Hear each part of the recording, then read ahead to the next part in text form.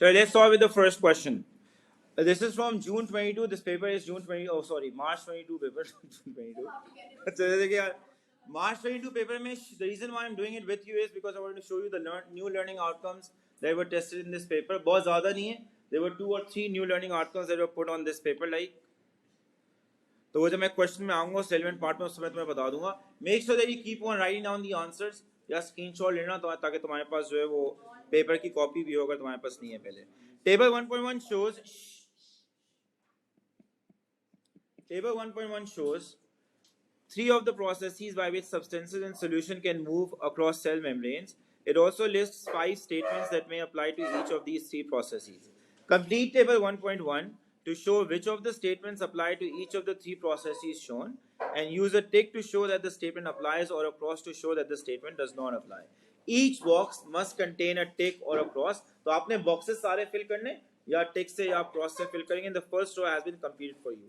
पहली जो रो है वो movement of oxygen into an RBC के. ऑक्सीजन जो होता है ना वो मूव करता है वाया सिंपल डिफ्यूजन. तो अब देखो जो तुम्हारे पास 3 कॉलम्स दिए हैं उनकी हेडिंग क्या है. ऑक्सीजन एक्टिव ट्रांसपोर्ट से मूव नहीं होता इसलिए यहाँ पे क्रॉस है. ऑक्सीजन फॉस्फेट डिफ्यूजन से भी मूव नहीं करता बिकॉज ऑक्सीजन को कोई प्रोटीन नहीं चाहिए होती है मूवमेंट के लिए. It moves through the phospholipid bilayer. Oxygen move करता है सिंपल डिफ्यूजन से इसलिए यहाँ पे आपके पास टिक मार्क दिया हुआ है. So there are 2 crosses over here, 1 tick mark. Let's go through the other rows that are given over here now. Like तो आपके पास जो सेकंड रो दिया हुआ है लाइक उसमें यू हैव उसमें you have occurs in both animal and plant cells. तो एक्टिव ट्रांसपोर्ट दोनों में होती है, जाहिर सी बात है. फॉस्फेट डिफ्यूजन दोनों में होती है और सिंपल डिफ्यूजन भी दोनों में होता है. तो ऑल 3 विल बी टेक्स्ट. फिर थर्ड जो आपके पास रो है उसमें यूजेस कैरियर प्रोटीन्स. तो एक्टिव ट्रांसपोर्ट में याद रखो कैरियर प्रोटीन्स यूज होती हैं. लाइक फॉस्फेट डिफ्यूजन में कैरियर भी यूज हो सकती हैं और चैनल भी यूज सकती हैं. तो यहाँ पे भी चेक मार्क आएगा, आपके पास टिक मार्क आएगा. Simple diffusion does not use what, does not use carrier proteins. ये अपने ध्यान में रखना, सिंपल डिफ्यूजन में कोई कैरियर प्रोटीन यूज नहीं होती है. लाइक फोर्थ जो आपके पास रो दिया हुआ है that is movement of non polar molecules between the fatty acid tails of the phospholipid molecules. को जो नॉन पोलर मॉलिक्यूल्स होते हैं ना लाइक वो मूव कर रहे होते हैं through the phospholipid bilayer. Like तो देखो लिखा क्या है, movement of non polar molecules between the fatty acid tails of the phospholipid molecules. तो एक्टिव ट्रांसपोर्ट जो होती है उसमें ऐसा नहीं होता, फॉस्फेट डिफ्यूजन में ऐसा नहीं होता है, सिंपल डिफ्यूजन में जो है सही सी बात है पॉसिबल होता है. लाइक तो आपके पास जो है ये वाला क्रॉस हो जाएगा, ये वाला क्रॉस हो जाएगा and this will be what, this will be a check mark. Then you have movement of ions down a concentration gradient. तो याद रखो एक्टिव ट्रांसपोर्ट नहीं होगी. एक्टिव ट्रांसपोर्ट में आयन जरूर मूव करते हैं but they are always what against the क्या नाम है concentration gradient, not down the concentration gradient. तो आपके पास मूवमेंट ऑफ आयंस के लिए ये क्रॉस हो जाएगा. फॉस्फेट डिफ्यूजन में क्या होएगा, it'll be a tick mark because ऐसी बात है ज्यादातर जो आयन जो होते हैं वो मूव ही फॉस्फेट डिफ्यूजन से करते हैं down the concentration gradient. What about the simple diffusion, can that occur? Answer is no. Why? Because ions cannot move through what, cannot move through the phospholipid bilayer. अगर यही होता ना, ये देखो मैं एक में तुम्हें एक यूनिक चीज बताऊं. देखो अगर यही होता ना movement of polar molecules down the concentration, फिर आप डिफ्यूजन भी फॉस्फेट डिफ्यूजन भी कर सकते थे. जो आपके पास सिंपल डिफ्यूजन है वो भी कर सकते थे. Why simple diffusion will be possible? अगर ये polar molecules लिखा होता, because water भी तो move करता है ना simple diffusion से. उस केस ऑफ वाटर को जब मूव कराता है सिंपल डिफ्यूजन तो उस केस को हम क्या बोलते हैं, ऑस्मोसिस बोलते हैं. बट यहाँ आयंस लिखा हुआ है, polar molecules ने लिखा हुआ है, इसलिए simple diffusion will be what, will be out in this case. Next part B. Figure 1.1 is a simplified diagram representing a transverse section of part of a young root. The diagram is not to scale. Part 1. On figure 1.1, draw a label line and label with the letter C to identify the Casparian strip. तो ये देखिए Casparian strip क्या होती है, जो endodermis में आपको नजर आती है. ये नजर आ रहा है एंडोडर्मिस की लेयर जो है, you know, if you visualize this is the endodermis. यहाँ से जाओगे ना अगर तो ये एपिडर्मिस है, ये पूरा कॉर्टेक्स है, फिर ये एंडोडर्मिस है, फिर आपके पास पेरिसाइकल और ये जाइलम वगैरह सब आ जाएंगे ना. लाइक तो एंडोडर्मिस में जो ब्लैक कलर के रेक्टेंगुलर ब्लॉक्स नजर आ रहे हैं ना, ये है आपके पास जो कैस्पेरियन स्ट्रिप बनाएंगे. Why? Because these are the ones that contain what, that contain the lipid suberin. Like तो आप यहाँ पे जो है एक लाइन बना देंगे और यहाँ पे लेटर C मार्क कर देंगे, that will be the Casparian strip. ठीक है. Part 2. Root hairs measure approximately 5 micrometres in diameter and 500 micrometers in length. What do these numbers tell you? कि बहुत थोड़ा डायमीटर होता है और लेंथ बहुत बड़ी होती है, that you can see in the diagram as well जो ऊपर बनी हुई है. Like explain how this adapts the root hairs for the absorption of water. So simple, it will provide what, a large surface area for absorption of water and iron. It provides what, provides a large surface area, provides a large surface area एक mark है तो बस आप एक ही पूरा sentence है, for absorption of water and mineral ions. And what? And mineral ions. Part 3. Name the pathway for the movement of water shown by the arrows in figure 1.1. Do you see that the arrows are going through cell wall to cell wall? Can you see that? It's not crossing the membrane at all. तो इस pathway को हम क्या बोलते हैं? Apoplast pathway बोलते हैं. We call this pathway as what? As the apoplast pathway. ठीक है? Next part. Water enters the xylem vessel. Water enters the xylem vessel shown in figure 1.1. Explain how water moves up the xylem vessels to leaves in a continuous column. उन्होंने ये नहीं पूछा पानी absorb किस तरह होता है सॉइल से, सिर्फ ये पूछा है कि किस तरह जो है वो पानी मूव करता है up the xylem vessel from the roots towards the leaves. Correct? 3 mark का है. पहले answer construct, there are a lot of things, there's a lot of marking points that you can put in the answer to this particular part, पर आप पहले खुद synthesise करें आप क्या 3 लिखने चाहेंगे.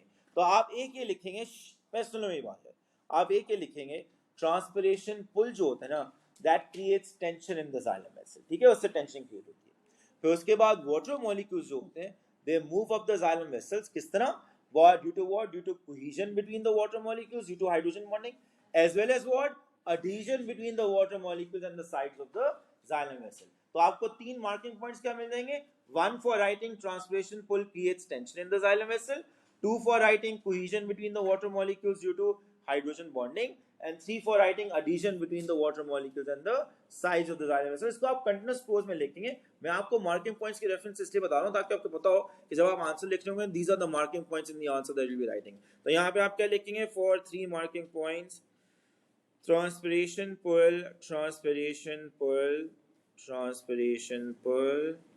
creates what? Creates tension in the xylem vessel. इसको आप ये भी ले सकते हैं, ट्रांसपिरेशन पुल जब होती है तो आपके पास top of the xylem vessel में यानी xylem द लीफ में लो हाइड्रोस्टैटिक प्रेशर हो जाता है. आप ये भी लिख सकते हैं, यहाँ पे स्टेटमेंट एब्सोल्युटली करेक्ट होगी. तो transpiration pull creates what? Tension in the xylem vessel. Tension in the xylem vessels. Water moves up the vessel in a continuous column. Up the vessel in a continuous column due to cohesion between the water molecules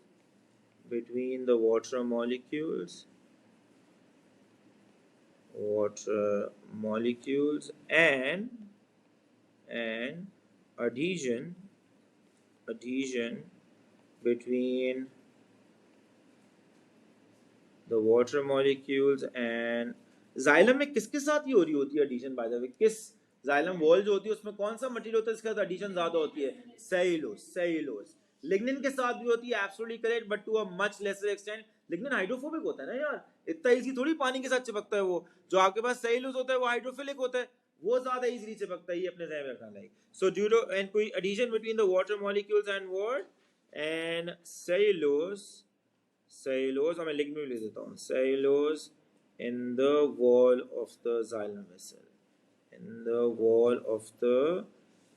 xylem vessel. एक और चीज यार, अक्सर जब मैं ये पास papers करता हूँ ना तो आपके जहन में आता है कि आप एग्जाम में भी इस तरह बुलेट पॉइंट लिख के आएंगे. आप नहीं लिख के आएंगे बुलेट पॉइंट, आप पूरे पैराग्राफ फॉर्म में लिखेंगे. लाइक मैं बुलेट पॉइंट में इसलिए लिखता हूँ ताकि आपको बताओ मार्किंग पॉइंट्स कहाँ है. Like so when you writing the answer in continuous prose you know that these are the marking points in the answer that you'll be getting as part of the response that you write. ठीक है, next question. Figure 2.1 shows a cell at one of the main stages of mitosis in the mitotic cell cycle. तो ये stage कौन सी नजर आ रही है? Metaphase. Absolutely correct. और ये जो स्ट्रक्चर बना है ये क्या है जो आपको स्ट्रक्चर नजर आ रहा है? Spindle. And what are these structures that you see over here at the poles? Centrioles. Part 1. Name the stage of mitosis shown in figure 2.1. तो आपके पास स्टेज क्या हो जाएगी? The stage will become metaphase. That will be the stage. Part 2. Figure 2.2 shows the cell in figure 2.1 at the start of cytokinesis. ये अब cell cytokinesis कर रहा है and you can see cytokinesis. ये डायग्राम होगा. मैं पूछ रहा सवाल, what evidence does figure 2.2 show कि ये cytokinesis start हो गई है? तो आप क्या बोलते हैं क्या चीज बन गई है? Cleavage furrow बन गया. Do you see these over here indentation जो आपको नजर आ रही है? That's the cleavage furrow that is forming. और ये एनिमल सेल में हो रही होगी जब भी आपको cleavage furrow यहाँ पे नजर आ रहा है. Complete figure 2.2 to show the daughter chromosomes in each nucleus. अब आपने दिखाने के हैं तो क्या एग्जाम पूछा है भाई यहाँ पे जो जब माइटोसिस पूरी हो जाती है ना तो उसके बाद वहाँ पे क्रोमोसोम्स की शक्ल कैसी होती है और यहाँ कैसी होती है, तो डिफरेंस क्या होगा? ये जो सारे 4 क्रोमोसोम्स बने ये दो दो डंडी वाले, करेक्ट। यहाँ जो 4 क्रोमोसोम्स बनेंगे वो क्या बनेंगे? सिंगल डंडी वाले बनेंगे। इधर भी सिंगल डंडी वाले 4 क्रोमोसोम्स, इधर भी सिंगल डंडी वाले, तो वो आपको बनाने होंगे। Let me draw them. आप ये प्लीज पेंसिल से शो कर दीजिएगा, और जिस तरह वहाँ कलर है ना व्हाइट और ग्रे, आप वो टोन आराम से एग्जाम में शो कर सकते हैं। दैट मैं यहाँ पे रेड से शो कर रहा हूँ, आपको समझ में आ जाएगा जो मैं शो कर रहा हूँ आपको। तो एक आपके पास ये क्रोमोसोम है, ठीक है ना, एक और आपके पास ये क्रोमोसोम है, और 2 आपके पास छोटे क्रोमोसोम है जो ये हैं। अब तुम देख रहे हो मैंने क्रोमोसोम में यहाँ सेंट्रोमेर थोड़ा सा शो किए, शो करना जरूरी नहीं है। If you don't want to show the centromere it's perfectly fine, आप सेंट्रोमेर के बगैर भी शो कर सकते हैं, एग्जामिनर आपको मार्क दे देगा। लाइक बिकॉज यार देखो सेंट्रोमेर उस वक्त यूजली नजर आता है जब 2 डंडियों वाला क्रोमोसोम हो, सिंगल डंडी में अक्सर सेंट्रोमेर नजर नहीं आते, तो एग्जामिनर इग्नोर कर देगा। सेंट्रोमेर आपने शो किया हो ना शो किया हो दोनों से ही होंगी। अब मैं करता ही हूँ, जो लंबे वाले हैं वो थोड़े से शेडेड है ना, मैं इनको शेड कर देता हूँ थोड़ा सा। लाइक वहाँ शेडिंग नहीं करना यार, पेंसिल से बस मार्क कर देना, वो साइज देख के समझ जाएगा आपने सही लिखा है या नहीं। तो मैं इसी को अब कॉपी पेस्ट कर लेता हूँ, इसी का आइडेंटिकल आपको यहाँ भी नजर आएगा। तो let me just copy paste this और यहाँ बना देता हूँ। ये आपके पास 2 आइडेंटिकल क्या हो जाएंगे? डॉटर सेल्स हो जाएंगे। डू ऑल अंडरस्टैंड कि सिंगल डंडी वाला बनेगा? एग्जाम ने 2 मार्क का आपको ये पार्ट दिए, तो मैं बता देता हूँ ये 2 मार्क किस तरह डिस्ट्रीब्यूटेड है। एक तो नंबर्स वो देखेगा कितने कितने आपने शो किए, आइडेंटिकल नंबर्स हो दोनों न्यूक्लियाई में, और दूसरा जो क्रोमोसोम्स की शक्लें हैं वो देखेगा वो आपने सही बनाई है। दो देखो ये टोटल 4 क्रोमोसोम्स है ना, 4 क्रोमोसोम में 2 बड़े वाले हैं और 2 छोटे वाले हैं, इसलिए मैंने 2 बड़ी डंडियां बनाई हैं और 2 छोटी डंडियां यहाँ बनाई हैं, और यहाँ भी 2 बड़ी और 2 छोटी। ये बेसिकली आपके पास हैं जो बन जाएंगे after anaphase and telophase, 2 nucleus के अंदर जो आपको क्रोमोसोम नजर आ जाएंगे। लाइक ठीक है, तो ये हो जाएगा आपका कंप्लीट फिगर जो आपके यहाँ पे नजर आ रहा है। नेक्स्ट पार्ट बहुत आसान पार्ट है और आपको रटा हुआ होना चाहिए। State the role of telomeres during DNA replication. 1 mark का है, क्या लिखोगे 1 मार्क के लिए statement? Prevent the loss of genes, absolutely correct. So telomeres क्या करते हैं? They prevent the loss of genes. पूरा भाषण नहीं लिख के आ जाना यार, सही है, 1 मार्क का है ना, एक चीज लिख के आ जाना। So they prevent what? Prevent the loss of genes during DNA replication. Loss of genes during DNA replication. During what? During DNA replication. ठीक है। Part C, multiple myeloma. ये वो पार्ट्स होते हैं जिसमें आप मार्क्स लूज करते हैं, समझ में आ गया ना, लाइक सजेस्ट वाले जो पार्ट्स होते हैं। Multiple myeloma is a type of cancer in the bone marrow where some of the stem cells start to produce abnormal blood cells. One treatment, अब उसने 3 बुलेट पॉइंट्स दिए, let's read through them. One treatment is to collect stem cells from the bone marrow of the person with multiple myeloma. Healthy stem cells are isolated and grown in the lab. तो आपने stem cells सारे निकाले, healthy वाले अलग कर लिए, ठीक है।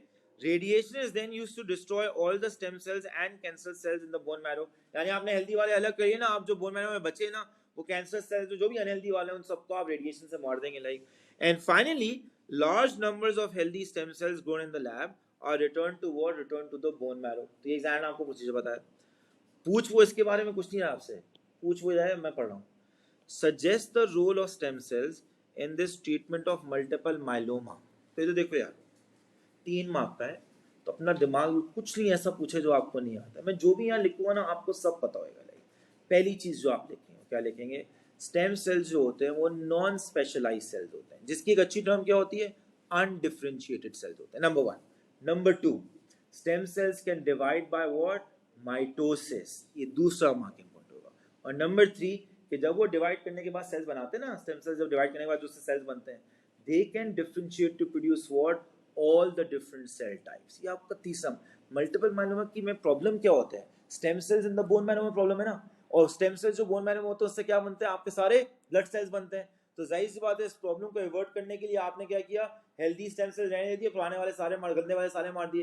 तो वो हेल्दी स्टेम सेल्स जो है वो किस तरह फिर क्या नाम है ट्रीटमेंट में हेल्प कर रहे हैं? बिकॉज ये हेल्दी स्टेम सेल्स खुद के होंगे, नॉन स्पेशलाइज्ड सेल्स होंगे, अनडिफरेंशिएटेड सेल्स होंगे, they have the ability to divide by mitosis. और जब ये माइटोसिस से डिवाइड करेंगे उनसे जो सेल्स बनेंगे ना, उनके पास एबिलिटी होगी कि वो स्पेशलाइज्ड सेल के डिफरेंट क्या बन जाए?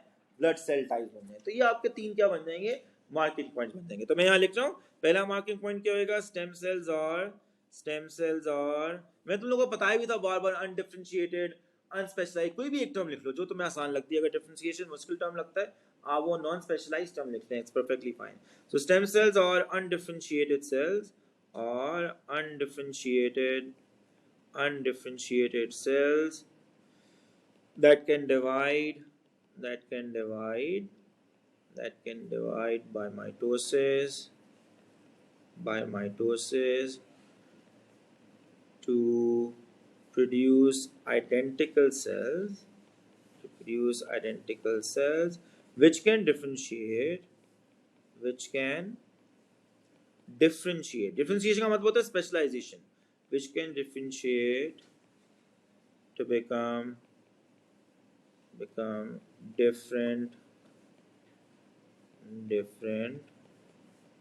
cell types. मैंने ब्लड बीच में इसलिए दिया बिकॉज ये ब्लड सेल के डिफरेंट टाइप है ना. What do you call stem cells in the bone marrow? Which type of stem cells they are by the way? Stem cells के हमने 3 टाइप लिखे थे ना, मल्टीपोटेंट. यार को जो आपके पास 3 टाइप के स्टेम सेल हमने लिखे थे उसमें से टोटीपोटेंट स्टेम सेल का एक ही टिपिकल एग्जांपल होता है जाइगोट. प्लूरीपोटेंट स्टेम सेल्स के बहुत सारे एग्जांपल होते हैं बट वो होते हैं एम्ब्रियोनिक लाइफ में. किसमें? एम्ब्रियोनिक स्टेम सेल्स, इसलिए उनको कहा जाता है लाइक. और जो आपके बोन मैरो में स्टेम सेल्स होते हैं ना, जो एडल्ट लाइफ में भी होते हैं, ऐसी बात है टिल आपकी लाइफ जब तक होती है उसमें होते हैं like those are multipotent. Why? Because they can only divide and differentiate to produce a few cell types, जो कि मेनली ब्लड सेल के डिफरेंट टाइप्स होते हैं. डब्ल्यूबीसी, आरबीसी, जो प्लेटलेट्स, ये सारे डिफरेंट सेल टाइप्स होते हैं वो बेसिकली इनसे बन रहे होते हैं, स्टेम सेल से. ठीक है, next question. Enzymes or polymers of amino acids. Complete figure 3.1 to show the general structure of an amino acid. तो आपसे जनरल स्ट्रक्चर पूछा तो आप कंप्लीट कर लें इसको. ये आपके पास वो कार्बन है जिसके अराउंड 4 बॉन्ड्स में से 3 बॉन्ड्स फिक्स्ड होते हैं. तो पहले मैं वो फिक्स वाले बना रहा हूँ. ये NH2 हो जाएगा आपके पास, C double bond OH, O और OH आपने शो कर दिया, और यहाँ पे आपके पास क्या आ जाएगा? R ग्रुप आ जाएगा. ये जनरल स्ट्रक्चर पूछा तो आपको R स्पेसिफिकली कुछ दिखाने की जरूरत नहीं है. That's the variable group. आप बस R यहाँ पे दिखा दें, you'll get your 1 mark. ठीक है. When bananas are peeled, the exposed tissue gradually turns brown. ये तो आपने देखा भी होगा, जिसको आप बोलते हैं यार सड़ गया है केला, ये वो चीज है. ठीक है. So when bananas are peeled, the exposed tissue gradually turns brown in the presence of oxygen in the air. You'll now know why that happens. This is due to an enzyme called catechol oxidase, which acts on the substrate catechol. Catechol and catechol oxidase are present in the banana tissue. दोनों enzyme भी और उसका substrate भी बनाना tissue के अंदर present होते हैं. The overall reaction is shown in figure 3.2. तो आपको रिएक्शन शो किया हुआ है. कैटेकॉल जो सबस्ट्रेट होता है वो कलरलेस होता है. जब एंजाइम इस सबस्ट्रेट को ऑक्सीडाइज करता है in the presence of oxygen, तो आपके पास मेलेनिन बन जाती है प्रोडक्ट, जो ब्राउन कलर का होता है. इसलिए आपको ब्राउनिश कलर नजर आता है जब बनाना जो है वो एयर में रखा होता है for some time. A student investigated how the concentration of catechol oxidase affects the rate of this reaction. तो अपने जहन में डालो लाइक कि चीज जो हम चेंज कर रहे हैं एक्स एक्सिस वाली, वो क्या चेंज कर रहे हैं? Concentration of the enzyme. Y axis पे क्या होगा? रेट ऑफ द रिएक्शन आपके पास होगा. तो ये आपके पास रेट ऑफ द रिएक्शन क्या बन जाएगा? वाई एक्सिस की चीज बन जाएगी. All other variables were kept constant throughout the investigation. For each concentration of catechol oxidase used, the student mixed the catechol oxidase solution with catechol and recorded the time taken for the mixture to reach a standard brown color line. इस तरह उसने जो ना हर concentration में rate of reaction मालूम किया होगा. उसने बेसिकली मालूम किया होगा time that it takes for the brown, जो नॉर्मल कलर होता है, टू टर्न ब्राउन. और जैसी बात है वो टाइम जितना ज्यादा होगा उतना रेट क्या हो जाएगा? स्लो हो जाएगा. जितना ज्यादा ये टाइम होगा उतना रेट स्लो होगा. अपने जहन में रखो like the rate of reaction R for each concentration of catechol oxidase used was then calculated using this formula. R equals to 1 upon the time to reach the standard brown color in minutes. Calculate the rate of reaction when the standard brown color was reached in 2 minutes 30 seconds. और जो देखो यार, एक तुम लोग का reflex होता है, समझ तो हर चीज फिजिक्स चल रही है ना, तो सेकंड में कन्वर्ट करके 1 अपॉन टाइम करके ये नहीं करना आपको. पहले आप देखिए यूनिट एग्जाम में दिया हुआ है यहाँ पे, rate has to be in what? Per minute. तो जो भी आप यहाँ पे वैल्यू डालेंगे it should be 1 upon time in minutes. Time in what? Minutes. तो इधर देखो यार, इसमें भी गलती करके आते हो तुम लोग एग्जाम में. अक्सर कॉमन मिस्टेक क्या होती है कि आप लिख देते हैं R इक्वल्स टू 1 अपॉन 2.3. अबे ये गलत है. गलत क्यों है? बिकॉज 2 मिनट 30 सेकेंड्स 2.3 मिनट्स नहीं होते. 2 मिनट्स 30 सेकेंड्स क्या होते हैं? 2.5 मिनट्स होते हैं लाइक. तो this will be your wrong answer अगर आप ये करके आते हैं. 2 minutes 30 seconds equal to 2.5 minutes. तो यहाँ पे जो डिनोमिनेटर में वैल्यू आएगा वो क्या आएगा?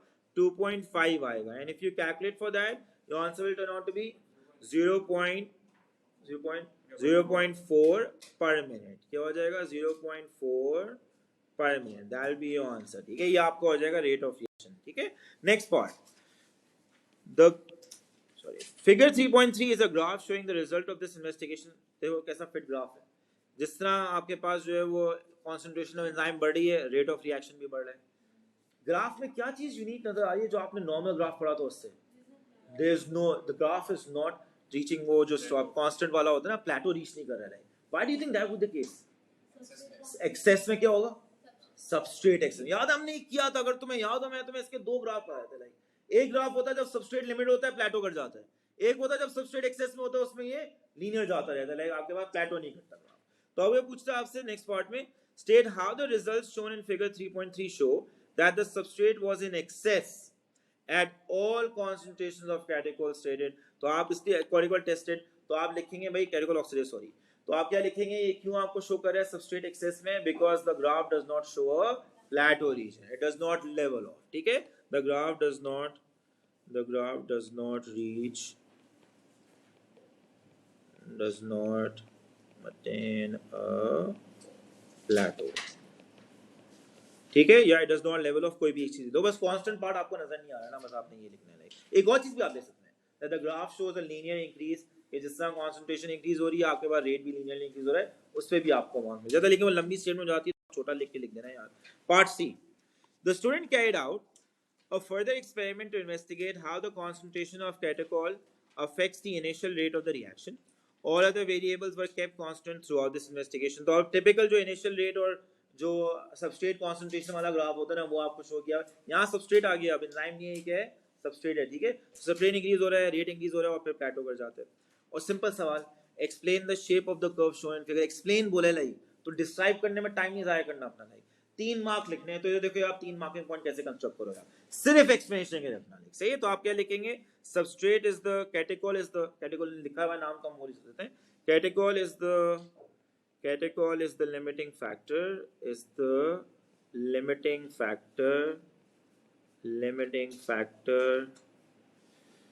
at low substrate concentration,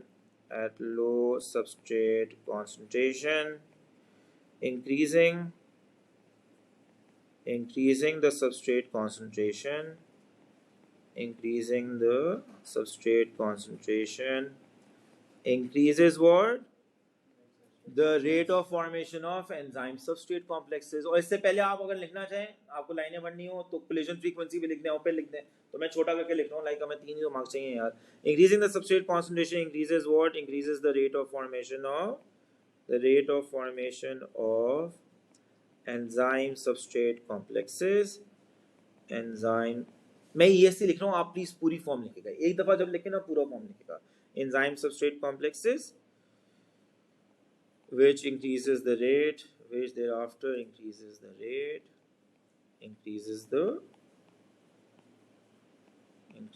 the rate of reaction. और लास्ट मार्किंग पॉइंट के लिए आप क्या लिखेंगे? जो प्लेटो है उसको भी तो कुछ बताना है ना आपको. प्लेटो क्यों आ रहा है बाय द वे? क्या लिखोगे? Because what? क्या लिख सकते हो कि एक स्टेटमेंट बता दो. Good. So enzyme is acting as the limiting factor. और कल इसको all active sites are occupied. कोई भी एक चीज लिख दो तो मैं तीसरा मिल जाएगा. Like so, the graph plateaus. The graph plateaus because all the active sites are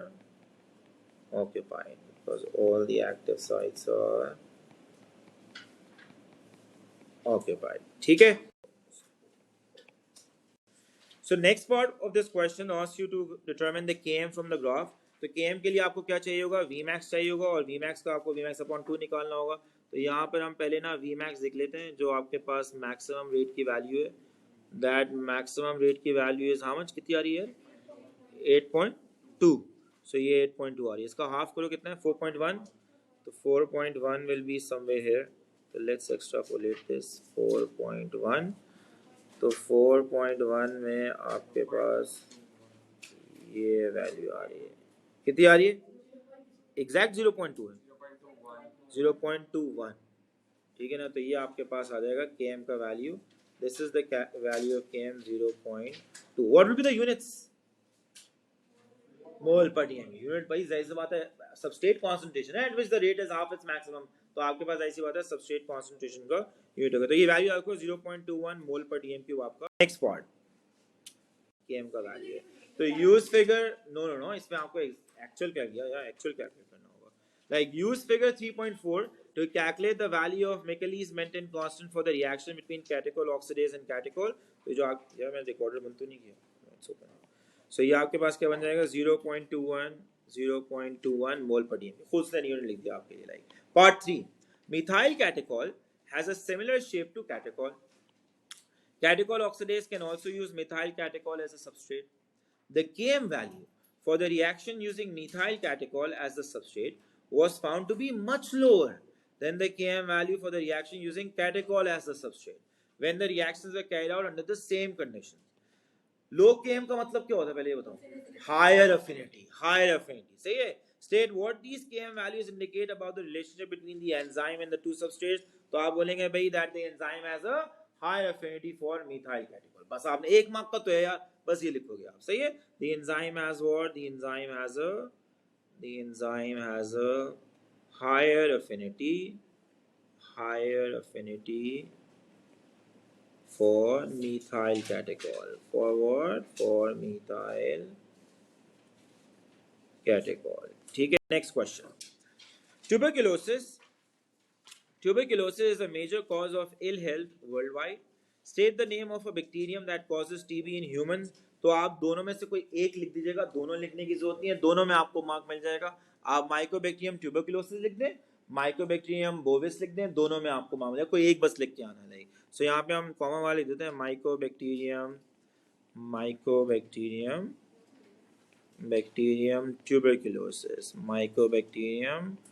tuberculosis। Part B. Figure 4.1 is a scanning electron micrograph of bacteria that causes TB।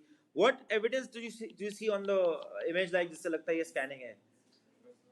Do you see that आपको bacteria का थोड़ा सा 3D सा view नजर आ रहा है। Like that's an internal details नजर नहीं आ रही है, बाहर की सिर्फ आपको डिटेल्स नजर आ रही है। That's an evidence this is a scanning electron micrograph। अगर ये होती ना ट्रांसमिशन तो आपको नजर आता है peptidoglycan cell wall circular DNA ये सब चीजें आपको जो है वो नजर आती हैं क्या नाम है ट्रांसमिशन इलेक्ट्रॉन माइक्रोग्राफ में। नाउ दिस क्या नाम है इमेज इज मैग्नीफाइड 21,000 टाइम्स। आपको नीचे जो है वो मैग्निफिकेशन का वैल्यू भी दिया हुआ है जो कि 21,000 टाइम्स है और साथ जो है ना ये एक चीज लेबल कर दी है एक्स और वाई। तो आप एग्जाम में जाहिर सी बात है क्या कर रहे होंगे, इससे इमेज साइज निकाल रहे होंगे। आपके पास इमेज साइज आ गया, मैग्निफिकेशन आ गया, उससे आप एक्चुअल साइज निकालेंगे। मैं यहाँ कैलकुलेट नहीं कर रहा हूँ, यहाँ पर आराम से खुद कर लेंगे। लाइक मेक श्योर आप ये कैलकुलेशन कर ले, मैं सवाल पूरा पढ़ लेता हूँ। Calculate the actual length of the bacterial cells shown in figure 4.1 along the line XY। Write the formula you will use in the box and give your answer in micrometers to two significant figures। तो उसने सब कुछ आपके लिख दिया, सिर्फ आपने करना कि फॉर्मूला में यहाँ लिख देता हूँ magnification equals what image size upon the actual size. इधर देखिए यार मैग्निफिकेशन की वैल्यू ये दी हुई है, इमेज साइज यहाँ से आप रूलर रख के निकाल लेंगे, इन दोनों को प्लग करेंगे और क्या निकालेंगे एक्चुअल साइज। वो एक्चुअल साइज आपका इनिशियली जो निकलेगा वो सेंटीमीटर में होगा, याद रखो। लाइक या मिलीमीटर में, जिसमें भी आपने निकाले उसको फिर आप माइक्रोमीटर में कन्वर्ट करके यहाँ पे क्या लिखेंगे, अपना आंसर लिखेंगे। ठीक है।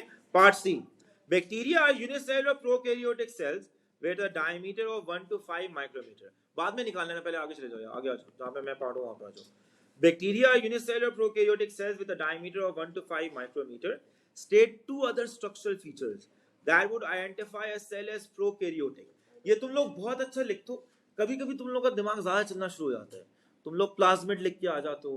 Don't write those things like plasmid, pili, flagellum, ये टिपिकल फीचर्स नहीं होते हैं। मैं तुम लोगों को बताया भी था जब हमने बैक्टीरिया का डायग्राम किया था, कुछ चीजें होती हैं जो बैक्टीरिया में हमेशा होती हैं, हर बैक्टीरिया में होंगी, कुछ होंगी जो कुछ बैक्टीरिया में होती हैं। पाइलाई, फ्लैजेलम, कैप्सूल जो होता है, लाइक प्लाज्मिड्स, ये सब बैक्टीरिया में नहीं होते हैं। तो आप दो ऐसे फीचर्स लिखेंगे जो कि टिपिकल प्रोकैरियोटिक सेल में होते हैं, और वो क्या होंगे, टिपिकल पेप्टाइडोग्लाइकन सेल वॉल लिख दो, सर्कुलर डीएनए लिख दो, 70S राइबोसोम लिख दो, या वो कॉमन वाली चीज लिखो तो आपको मार्क मिल जाएंगे। कोई भी दो चीजें आप यहाँ पे लिख दें। So will write about what, about the peptidoglycan cell wall। Please don't write cell wall। If you write cell wall, they will not give you the mark for that particular क्या नाम है वो feature that you have listed। like आप you have to write peptidoglycan cell wall। and दूसरा आप क्या लिखेंगे, you'll be writing about circular DNA। you'll be writing about circular DNA। ठीक है। next part। The World Health Organization Global Tuberculosis Report for 2019 published data on the estimated number of deaths from TB and HIV/AIDS in 2018. मैं दोबारा पढ़ूँ, गौर सुनना, because यहाँ पे आपको जो है वो डेटा को इंटरप्रेट करना आना चाहिए. इनमें आप नॉर्मली फंस जाते हैं, तो आई एम रीडिंग, लेकिन गौर से सुनना. The World Health Organization Global Tuberculosis Report for 2019 published data on the estimated number of deaths from TB and HIV/AIDS in 2018. All deaths of people from TB who were infected with HIV were also counted as deaths of people with HIV/AIDS. यहाँ देखो WhatsApp.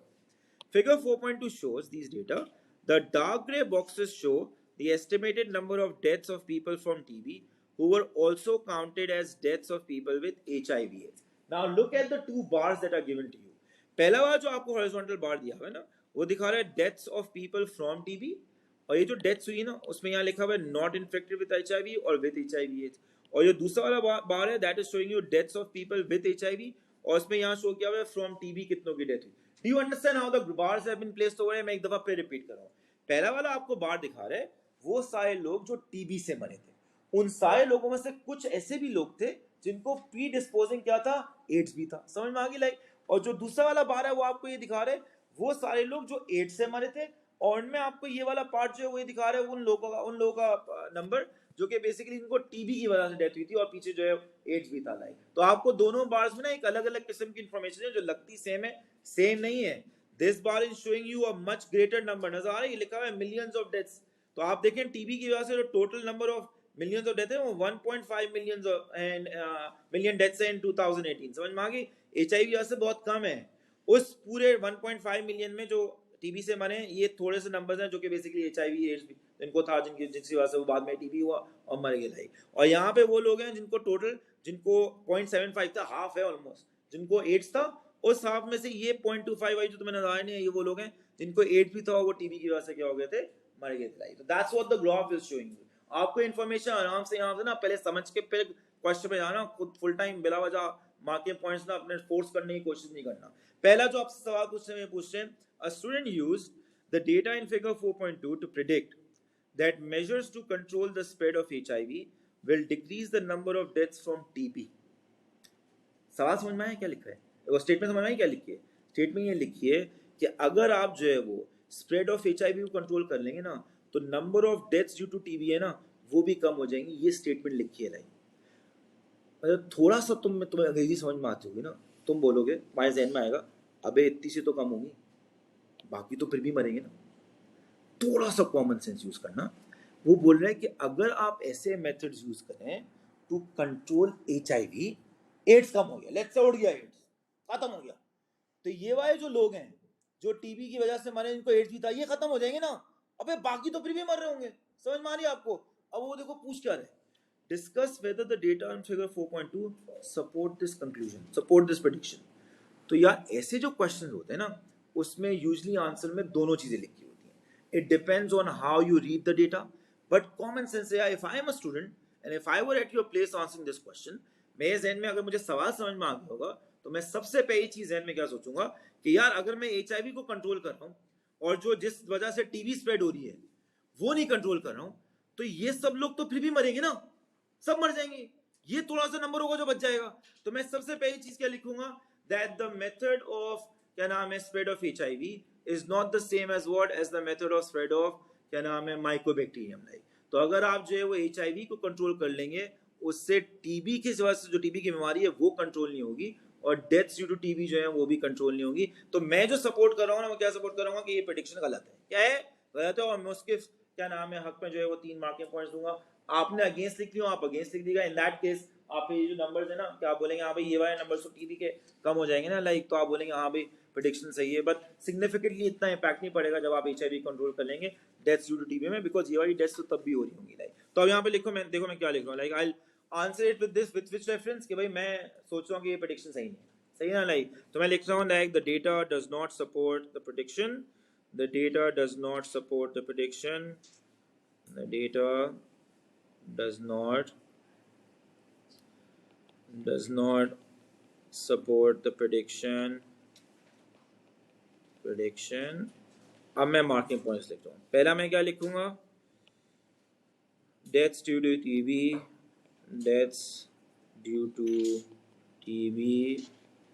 not infected with HIV, not infected with HIV will still occur, will still occur. Why? Because the methods or the mode of transmission, because the mode of transmission of HIV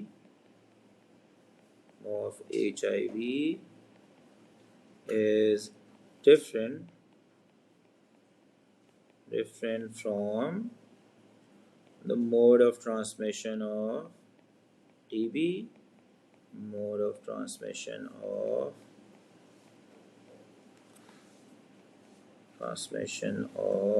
TB। और तीसरा marking point में do of इंडस्टैंड, जो मैंने दो marking points यहाँ पे लिखे हैं, मैं एक दफा फिर रिपीट कर रहा हूँ। पहला मार्किंग पॉइंट मैंने क्या लिखा है कि अगर आप HIV को कंट्रोल कर भी लेंगे ना, जो आपने यहाँ लिखा है लाइक, तो ये वाली डेथ्स खत्म हो जाएंगी ना यार, ये तो फिर भी होंगी नॉट इन्फेक्टेड विद HIV, जो अच्छी खासी डेथ्स है यार। इस पूरे बार में 1.5 में से सिर्फ 0.25 मिलियन है जो बेसिकली HIV की वजह से हो रहे थे। बाकी तो मेजर अभी भी रहेगा ना, तो टीबी का बर्डन तो वहीं का वहीं ऑलमोस्ट रहेगा, लेकिन इतना ज्यादा फर्क नहीं पड़ेगा, थोड़े से बहुत नंबर इंक्रीज होंगे। और दूसरा बुलेट पॉइंट मैंने क्या लिखा है, जो हम मेथड यूज कर रहे होंगे ना to control the spread of HIV, उससे HIV का मेथड ऑफ ट्रांसमिशन निकलेगा ना लाइक, जो कि क्या होता है फ्रॉम क्या नाम एक्सचेंज ऑफ बॉडी फ्लूइड से। That is not the method for what, for transmission of TB. TB के ट्रांसमिशन का मेथड क्या होता है, वाया एयरबोर्न ड्रॉपलेट्स होता है लाइक। तो तीसरा मार्किंग पॉइंट मेरा, that there is no data to suggest if HIV increases the risk of dying from TB. See here, there is no data to suggest if HIV increases the risk of dying from TB. Next part जो कि बहुत आसान है, like it's linked to your factual knowledge जो आपने सीखी हुई है like. So in healthy people the number of T helper cells ranges from 500 to 1200 cells per centimeter cube of blood. In untreated people infected with HIV, the number of T helper cells can decrease to below 200 cells per cubic centimeter of blood. ये याद है HIV T helper cells को जाके affect करता था, जिस वजह से T helper cells कम हो जाते थे। प्रॉब्लम क्या होगा उससे, आपका पूरा इम्यून सिस्टम डाउन हो जाएगा। Why? Because T helper cells are involved in producing what? Cytokines. And those cytokines help in everything almost like. Those cytokines help in your humoral immune response by stimulating your B cells, in the cell-mediated immune response and stimulated by stimulating your T killer cells। तो वो सारा humoral और cell mediated भी down हो जाएगा और आप जो है वो इम्यूनो क्या हो जाएंगे, कॉम्प्रोमाइज हो जाएंगे। तो ये चीज उसने पूछी, explain how a low number of T helper cells makes it more likely that untreated people infected with HIV will die if they are also infected with TB। तो आपने तीन छोटी छोटी स्टेटमेंट लिखनी है, और वो छोटी छोटी स्टेटमेंट्स क्या होंगी, that T helper cells produce cytokines. Produce what? Cytokines. These cytokines, अब आप दो अलग अलग चीजें लिखते हैं, stimulate B cells to carry out humoral immune response, to carry out, you remember these terms, humoral, जो antibodies stand में बनती है ना, humoral immune response, and stimulate T killer cells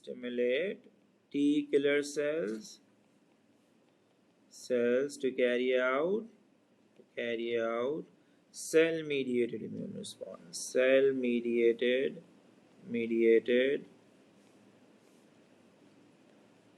immune response. और ये आपको आपके 3 मार्क्स मिलेंगे। देखो इसको तुम फ्रेज डिफरेंटली कर सकते हो कि भाई टी हेल्पर सेल्स कम हुए तो साइटोकाइंस कम हो जाएंगे, जब साइटोकाइंस कम होंगे तो ये बी सेल भी स्टिमुलेट नहीं होगा, वो भी स्टिमुलेट नहीं होगा। You can phrase it differently if you want to, but that's the gist of the answer. यहाँ मार्किंग पॉइंट्स क्या मैं तुम्हें बताया तो, मार्किंग पॉइंट्स और ये आपका मार्किंग पॉइंट है, ये आपका मार्किंग पॉइंट है, ये आपका मार्किंग पॉइंट है, और ये आपका मार्किंग पॉइंट है। ये आपके 3 क्या हो जाएंगे, मार्किंग पॉइंट्स हो जाएंगे। ठीक है, next question, control of heart beat. बहुत अच्छा सवाल है। Control of heart beat is myogenic. This means the electrical activity controlling the rhythm of a regular heartbeat begins in what? In the heart muscle itself, Atrial fibrillation is an abnormal heart rhythm that causes rapid and irregular contractions of the atria. Untreated cases of atrial fibrillation can lead to a stroke. मैं underline कर रहा हूं उसने क्या लिखा है. Atrial fibrillation abnormal heart rhythm होता है जिसमें रैपिड और इरेगुलर कॉन्ट्रैक्शंस होती हैं एट्रिया की. किसकी? एट्रिया की. नॉर्मली हमारा जब हम बोलते हैं ना, ये लिखा है एबनॉर्मल हार्ट रिदम. अगर मैं बोलूंगा नॉर्मल हार्ट रिदम क्या होता है, तो आप बोलेंगे नॉर्मल हार्ट रिदम ये होगा कि साइनोएट्रियल नोड से इंपल्सेस निकलेंगी, दोनों एट्रिया एक साथ कॉन्ट्रैक्ट करेंगे, फिर थोड़े से गैप के पास बाद दोनों वेंट्रिकल्स एक साथ कॉन्ट्रैक्ट करेंगे. ये होता है नॉर्मल हार्ट रिदम. क्या होता है? नॉर्मल. जब इस नॉर्मल हार्ट रिदम में कोई एबनॉर्मल चीज आती है तो उसको एबनॉर्मल हार्ट रिदम बोलते हैं. इसका एक नाम होता है, उन्होंने लिखा नहीं यहाँ पे, मेट्स को तो पढ़ोगे, अरिदमिया कहते हैं उसको. क्या बोलते हैं? अरिदमिया. इंटरेस्ट के लिए पढ़ना है ऐसे अपने लाइक. So a stroke. अब स्ट्रोक क्या है? अ स्ट्रोक क्यों होता है एट्रियल फिब्रिलेशन? आपको ये बता रहे हैं.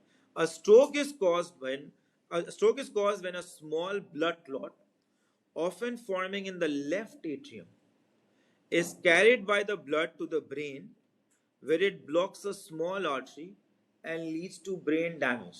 पहले बताओ, अंग्रेजी समझ में आ गई? लेफ्ट एट्रियम में एक क्लॉट था, वो ब्रेन की एक आर्टरी को जाके ब्लॉक कर देता है इवेंचुअली. उसकी वजह से फिर स्ट्रोक पे जैसा हार्ट अटैक होता है ना, ब्रेन का अटैक स्ट्रोक होता है. समझ में आ गई? ब्रेन अटैक स्ट्रोक होगा, आम जमाने में ब्रेन अटैक बोल लो आप उसको. ठीक है. सवाल अब देखो यार, लिस्ट एक मार्क पहले. List all of the structures through which a blood clot in the left atrium must travel to reach the blood vessels supplying the brain. The structures must be listed in the correct sequence. तो मुझे ये बताओ, left atrium से हमने इस blood को अब अगर आपके जहन में आ रहा है ना, अबे ब्लड में कौन सी आर्टरी जाती है, ये नहीं पूछ रहा. आपने सिर्फ वहां तक लिखना है आर्टरी जो आपने कोर्स में पढ़ी है. आपने जो हार्ट से बाहर आर्टरी निकाली थी उसका नाम क्या था? जो लेफ्ट साइड से निकाली थी उसका नाम क्या था? आपने एओर्टा तक आंसर लिखना है. समझ में आ गई? उसके बीच की पूरी जर्नी बतानी है आपने लाइक. तो मुझे अब आप ये बताएंगे, लेफ्ट एट्रियम के बाद ये क्लॉट कहां जाएगा? कहां जाएगा? गुड. पहले आप वाल्व का नाम लेंगे, उससे क्रॉस करेगा ना ये, तो माइट्रल वाल्व या bicuspid valve. So left atrium से पहले ये क्लॉट पास करेगा through the bicuspid valve into what? Into the left ventricle. फिर लेफ्ट वेंट्रिकल से ये पास करेगा towards what? Towards the aortic semilunar valve. Towards what? Towards the aortic semilunar valve. Semilunar valve. और फिर वो वहां से पास करेगा इन टुवर्ड्स द एओर्टा. अभी एओर्टा के बाद की जर्नी नहीं पूछ रहे वो आपसे, ना ही उसको कोई मार्क मिलेगा आपको क्या आप बोले एओर्टा से निकली ये ब्रांच, वहां से पे कैरोटिड आर्टरी, कुछ नहीं मिलेगा आपको. You don't really have to write anything कि नाम in that regard. Part 2, explain why blocking a small artery in the brain leads to brain damage. तो जाहिर सी बात है, अगर आर्टरी ब्लॉक कर देंगे तो कौन सी दो मेन चीजें नहीं जाएंगी ब्रेन के सेल्स के पास? Glucose and oxygen. ये दो मेन चीजें नहीं जाएंगे. So the brain cells will be deprived of brain cells are deprived of glucose and oxygen. Glucose and what? And oxygen. ठीक है. Part B. A common cause of atrial fibrillation is when a small group of muscle cells in the wall of the left atrium starts to send out electrical impulses to the surrounding heart muscle cells. What is wrong with this statement? ये आपको नजर आ रहा है एब्नॉर्मैलिटी अब क्या होगी like. Normally ये इंपल्सेस कौन सेंड करता है? Sinoatrial node. Where? In the wall of the right atrium. तो एट्रियल फिब्रिलेशन में ना एक ग्रुप ऑफ मसल सेल्स होता है in the wall of the left atrium, उसको भी तफरीह सूझती है, वो भी करना शुरू कर देता है. इसका मतलब ये नहीं है साइनोएट्रियल नोड रुका होगा, वो भी वहां से मौज मस्ती कर रहा होगा लाइक. एक जगह से वो इंपल्सेस भेज रहा है, एक जगह से ये इंपल्सेस भेज रहा है, तो नंबर ऑफ इंपल्सेस ज्यादा हो जाएंगी. जब नंबर ऑफ इंपल्सेस ज्यादा होंगी तो जाहिर सी बात है जो आपके पास क्या नाम है एट्रियल कॉन्ट्रैक्शंस होंगी वो भी ज्यादा हो जाएंगी, और वो क्या होंगी? इररेगुलर होंगी. क्या होंगी? वो इररेगुलर होंगी लाइक. तो वो आपसे पूछे explain how the control of heart beat by the sinoatrial node can be disrupted by atrial fibrillation, resulting in rapid and irregular atrial contraction. Resulting in what? Rapid and irregular atrial. तो सबसे पहले तो आप क्या लिखेंगे नहीं? आप लिखेंगे sinoatrial node is in the wall of the right atrium. Is in the wall of the right atrium. Impulses will be initiated at what? At two different locations. एक क्या होगी? Wall of the right और एक क्या होगी? Wall of the left. दोनों जगह से आ रही होंगी. Impulses will be initiated from two different from two different locations which will what? Which will interfere with each other, which will interfere with each other, producing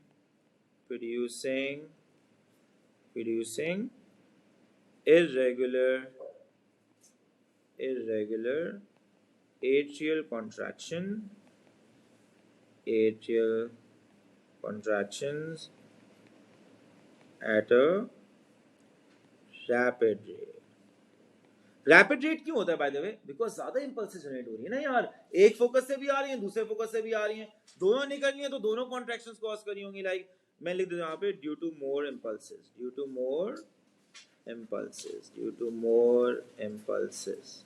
ठीक है, दोनों जगह से आ रही है. पहले तो एक जगह से आती ना यार, दोनों जगह से आती है तो एबनॉर्मल भी हो जाती है आपकी कॉन्ट्रैक्शन और ज्यादा भी हो जाती है. दोनों चीजें बेसिकली समावेश हो जाती हैं. नेक्स्ट पार्ट, और इसमें आप चैंपियन होने चाहिए. Red blood cells are involved in the transport of oxygen and carbon dioxide in the blood. What देखो यहाँ पे, हरिया. Figure 5.1 is a diagram representing the exchange of oxygen and carbon dioxide between a red blood cell in a capillary and a respiring cell. Some of the reactions that take place in the red blood cell are also shown. The diagram is not drawn to scale. तो ये RBC है, ये capillary की wall आपको नजर आ रही है. ये नजर आ रहा है Z लिखा हुआ है. What is Z over here? ये जो जहाँ पे सेल्स जहाँ बात करना लाइक सेल्स हम बेस कर रहे हैं, तो ये जो आपको जी नजर आ रहा है, ये टिश्यू फ्लूइड है. What about enzyme x over here? जो कार्बन डाइऑक्साइड वाटर को कंबाइन करके carbonic acid, that's carbonic anhydrase. फिर ये कार्बोनिक एसिड डिसोसिएट हो रहा है और प्रोटॉन और बाइकार्बोनेट आयन बन रहे हैं, and then this proton is combining with oxy haemoglobin to form oxygen molecules जो कि रिलीज हो गए हैं. What is Y? Haemoglobinic acid. What is this? Haemoglobinic acid. तो पूछा है पार्ट 1 में identify the enzyme X and the molecule Y. Z याद रखना, टिश्यू फ्लूइड है वो. नेक्स्ट स्लाइड में मुझसे पूछेगा. X जो है वो यहाँ पे क्या है? X is the enzyme carbonic anhydrase, and Y over here is what? Hemoglobinic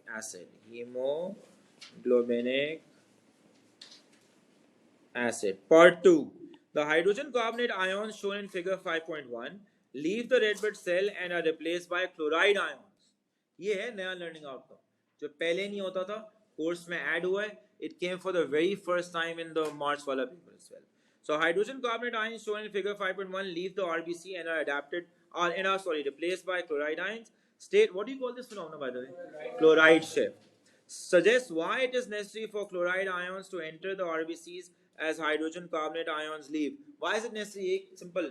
To maintain electrical neutrality. Absolutely right. To maintain what? To maintain electrical neutrality. To maintain electrical neutrality. Next part. Identify the aqueous environment labeled Z in figure 5.1 that surrounds the respiring cell. तो आपके पास aqueous environment क्या हो जाएगा? Tissue fluid हो जाएगा. It will become what? Tissue fluid. Part E. Oxygen and carbon dioxide are also exchanged between blood capillaries and alveoli in the lungs. The gas exchange system has specialized cells to prevent harmful microscopic particles that are present in the inhaled air from reaching the alveoli. These particles are normally dust particles होते हैं, like these particles are associated with many respiratory diseases. Explain how specialized cells in the gas exchange system prevent harmful microscopic particles from reaching the alveoli. 3 mark पे दो चीजें तो तुम्हारे ज़हन में वैसी होनी चाहिए, लाइक कि आपके पास जो म्यूकस ग्लैंड्स होते हैं और जो गॉबलेट सेल्स होते हैं, they are involved in the production of mucus. एक मार्क मिल गया. This mucus entraps dust particles. दूसरा मार्क मिल गया. और तीसरा मार्क आप सीलिया के लिख देंगे. सीलिया वॉर्प्स the mucus upwards towards the larynx. समझ में आ गई? ये 3 आपके मार्किंग पॉइंट्स हो जाएंगे. तो आप लिखेंगे लाइक पहले मार्किंग पॉइंट के लिए mucus glands and goblet cells, mucus glands and goblet cells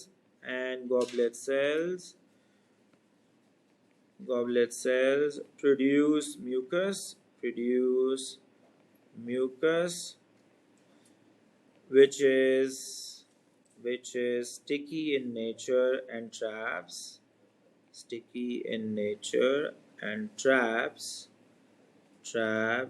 dust particles. Cilia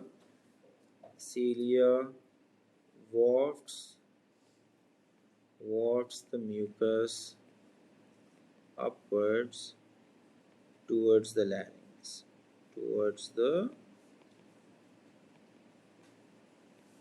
larynx. ठीक है, लास्ट क्वेश्चन बहुत छोटा सा ये। Figure 6.1 is a diagram showing the structure of a part of a DNA molecule. तो आपको ये स्ट्रक्चर शो किया हुआ है लाइक, और ई और एफ यहाँ लेबल हुए हैं लाइक। पहले तो बताओ ई क्या है? Deoxyribose. It's the sugar in DNA, this is the deoxyribose. F क्या है? गौर से देख के बताओ एफ क्या है।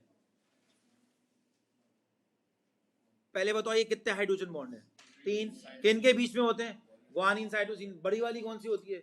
ग्वानिन। तो ये ग्वानिन होगी और ये साइटोसिन हो जाएगी। ठीक है, तो आपके पास जो है पार्ट ए में वो यही पूछ रहा है, identify the structure E and structure F. Structure E is the sugar deoxyribose, DNA है ना, जाहिर सी बात है पेंटोज शुगर डीऑक्सीराइबोज होगा।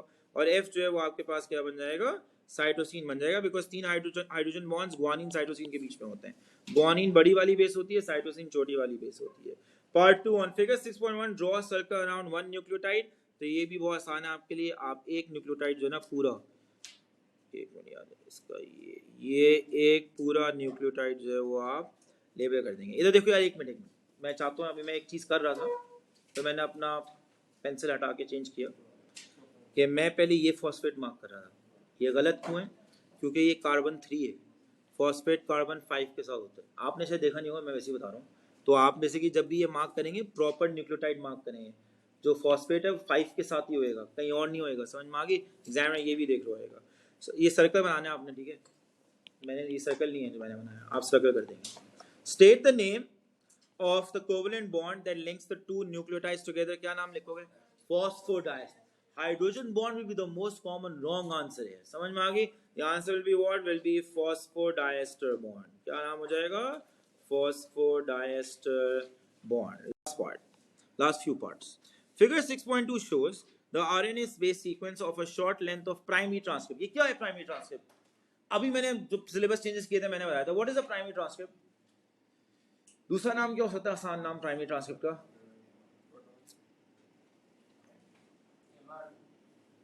एमआर क्या होता है भाई? What is primary transcript? MRNA होता है, बट कौन सा एमआरएनए? इमेच्योर। जो सबसे शुरू में एमआरएनए बनता है ना, इमेच्योर एमआरएनए जो होता है, प्री एमआरएनए जिसको बोलते हैं लाइक, वो होता है प्राइमरी ट्रांसक्रिप्ट। प्लीज याद रखना। समझ में आ गया ना? एमआरएनए की जो सबसे पहली कॉपी होती है उसको बोलते हैं प्राइमरी ट्रांसक्रिप्ट। उसके बाद वो प्रोसेसिंग होती है ना यार, इंट्रॉन रिमूवल एंड ब्ला ब्ला ब्ला, सब चीजें जो होती हैं वो हो जाता है। फिर क्या नाम है, उसके बाद एमआरएनए मैच्योर बनता है like. So complete figure 6.2 by writing the DNA base sequence of the template strand used to form the primary transcript. तो let's just finish this off. तो ये आपके पास हो जाएगा सी, और ये क्या हो जाएगा? ए, फिर ये हो जाएगा CGA। कहीं गलती करो तो मुझे बता देना। टी और ए, और फिर ये हो जाएगा GANT। Is that correct? ध्यान देखिए। Part C, in eukaryotic cells the primary transcript is modified to form mRNA. Explain. ये भी नया लर्निंग आउटकम है। ऐसे क्वेश्चन कभी डायरेक्टली आए नहीं, आप पास होकर देख लें। न्यू लर्निंग आउटकम जिस पर टेस्ट किया हुआ है। Explain how the primary transcript is modified to form mRNA. कितने मार्क का है? 2 मार्क का है ना यार। तुमने 3 चीजें पढ़ी थी, याद है? इंट्रॉन्स का रिमूवल यूजिंग स्प्लाइसोसोम, इस प्रोसेस को हम क्या कहते हैं? स्प्लाइसिंग। आप ये 2 चीजें लिखेंगे 2 मार्क मिल जाएंगे। या अगर आपको ज्यादा दिखाना हो एग्जाम में को, आप लिखेंगे भाई पॉली ए टेल लगती है 3 प्राइम एंड पे, 5 प्राइम एंड पे मॉडिफाइड न्यूक्लियोटाइड लगता है, आप लिख के आपको जरूर मार्क मिलेगा। तो मैं 2 मार्क के लिए बस 2 स्टेटमेंट लिख रहा हूँ कि रिमूवल ऑफ इंट्रॉन्स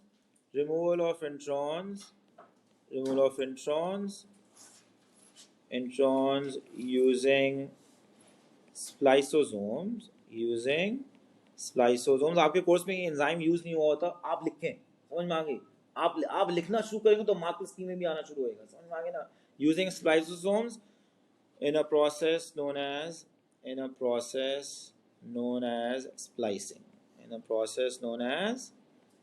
splicing। आपको 2 मार्क के तो ज्यादा, 5 मार्क का है ना, सब लिख के आप पॉली ए टेल। अगर आपने वो लिख के ना, आप बोले सर अगर मैं सिर्फ रिमूवल ऑफ इंट्रॉन लिखो और फिर नीचे लिखो addition of poly A tail at 3 prime, 2 mark मिल जाएगा। आप वो लिख दें, बिल्कुल 2 मार्क मिल जाएगा आपको लाइक। एंड लास्ट पार्ट में सॉल्व नहीं कर रहा हूँ, टिपिकल डिट्टो सवाल है जिसका आपने क्लासेस में आंसर भी लिखा हुआ है, आपके पास फिक्स आंसर है उसका, सिंपल पिकिंग है, इससे मैं सवाल पढ़ रहा हूँ, you should be able to manage full marks in this particular part. The mRNA strand is translated at the ribosomes to form a polypeptide.